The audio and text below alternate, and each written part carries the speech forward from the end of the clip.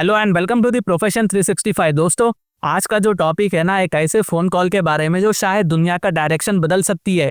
हाँ भाई, बात हो रही है पुतिन और डोनाल्ड ट्रंप के दरमियान हुई कन्वर्सेशन के बारे में।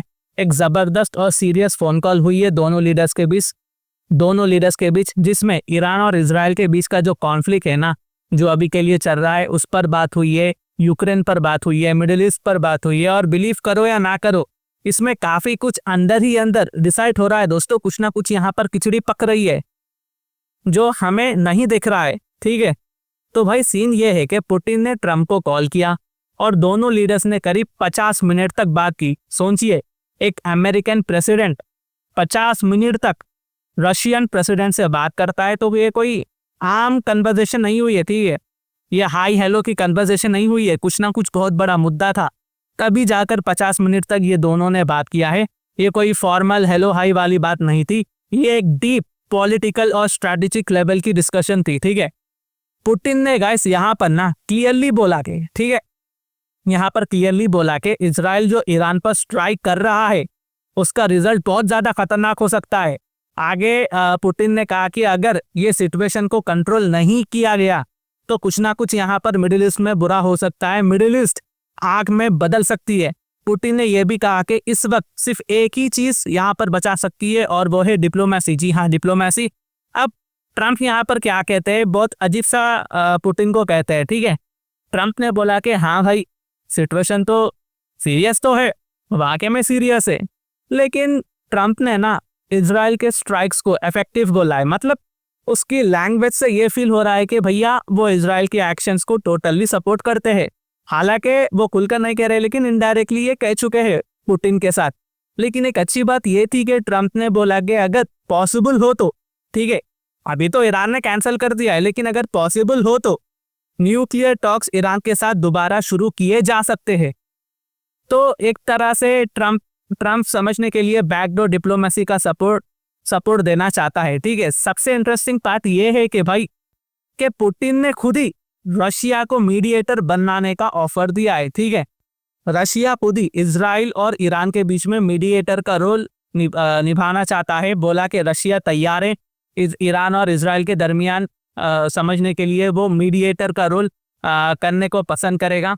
अगर पॉसिबल हो तो ईरान न्यूक्लियर डील को एक नया फॉर्मूला के साथ रिवाइव किया जाएगा। बेसिकली पुतिन ने ट्रंप को यह बात कही। मतलब पुतिन चाह रहे हैं कि मॉस्को एक बार फिर से वर्ल्ड डिप्लोमेसी का सेंटर बन जाए। लेकिन दोस्तों, मैं अलग से ना ये भी कहना चाहूंगा कि ईरान के supreme leader Ayatollah Ali Khamenei साहब दोबारा यूएसए पर भरोसा नहीं करेंगे। ठीक है, ये नहीं करेंगे।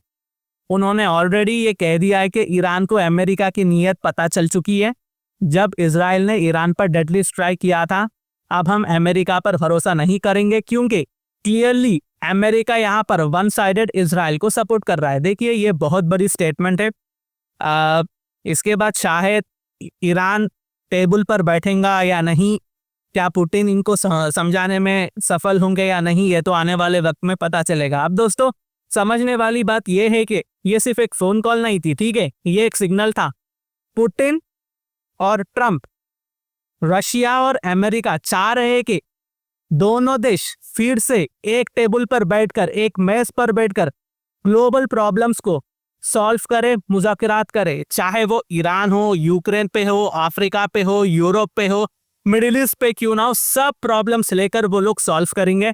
और नॉर्थ कोरिया का भी क्यों ना हो, कोरियन पेनिनसुला का बहुत सारा हलचल शुरू हो गया था बीच में, उन सब की बात लेकर दोनों लीडर्स आपस में शायद फ्यूचर में बैठकर बात करते हुए हमें देखने को मिल सकता है। वैसे कॉल में ना सिर्फ ईरान और इजराइल की बात नहीं थी। ठीक है, यूक्रेन का भी जिक्र हुआ है। पुतिन ने बोला कि कुछ पीस एफर्ट्स और प्रिजनर्स एक्सचेंज भी चल रहे हैं आपस यूक्रेन और रशिया में। और सबसे एंडिंग में ना पुतिन ने बोला कि हैप्पी बर्थडे भैया, हैप्पी बर्थडे।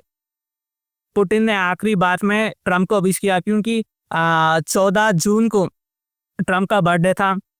क्योंकि डोनाल्ड ट्रंप अभी 79 साल के हो चुके हैं। एक साल के बाद नेक्स्ट 80 साल के बूढ़े हो जाएंगे ये। अब सोचने वाली बात यह है कि ये सिर्फ एक फोन कॉल नहीं है दोस्तों, ये एक ग्लोबल सिग्नल है।